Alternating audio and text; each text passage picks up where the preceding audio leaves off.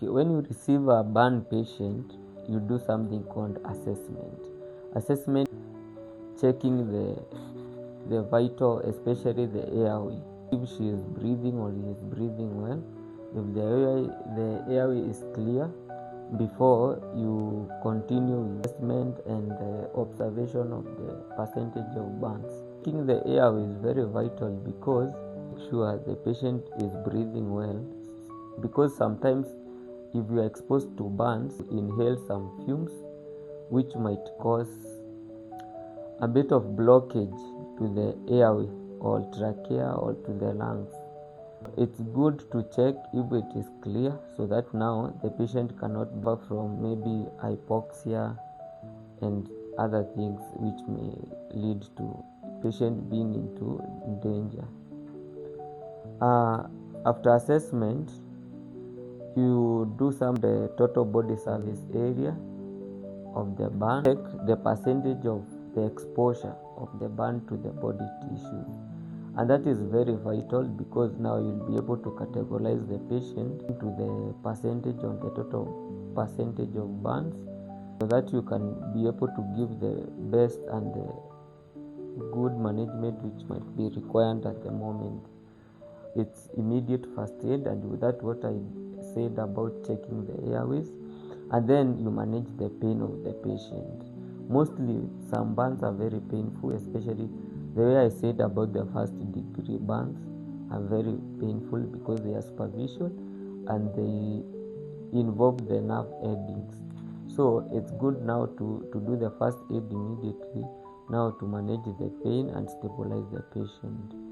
Secondly, on the first aid, you have to check for the bleeding.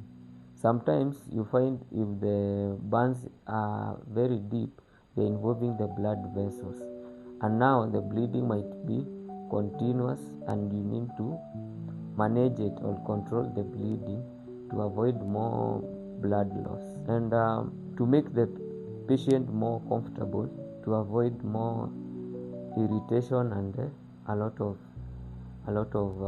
pain. During the first aid, first you cool the place.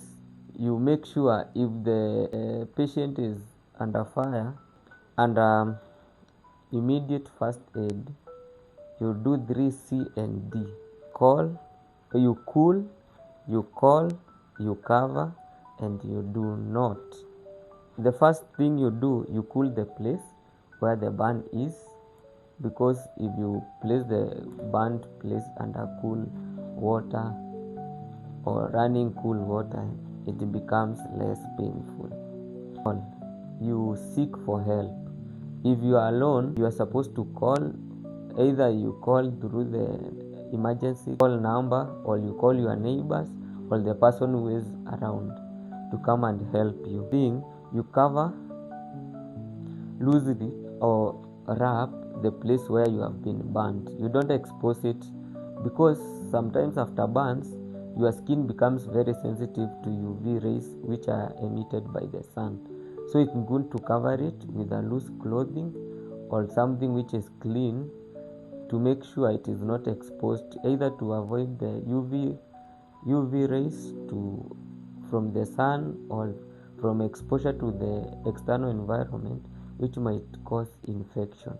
After covering, you do not use ice, you do not use butter or ointment. You leave it as dry as it is, because if you use the butter or use ice, while you place them to the wound, they are likely to cause infection, and that's what you are going to avoid as much as possible. So after that, you do something called potential complications, which you should understand. Potential complications are what can be a complication after the burn, the secondary implication after the burn. First is infection. You have risk for infection after burn, because depending on the environment where you have encountered the burn, the environment matters a lot. You might come across maybe something which has a bacteria which can invade into your wound, and then they start growing at your wound, causing the infection. Sometimes, if the burn is as a large percentage, the pain is so intense, and this pain can lead to a pain shock, which can make you unconscious or unbearable to handle. The third one is inhalation injuries. That's what I said. During the first aid, you have to check the airways, because sometimes the fumes emitted by after burns, they are full of monoxides, which can bind into your brain and cause slow death. So it's good to check for the airways, to check for the blockage, the burns. Sometimes you might be choked by the smoke, or you get burned at the inside your breathing airways.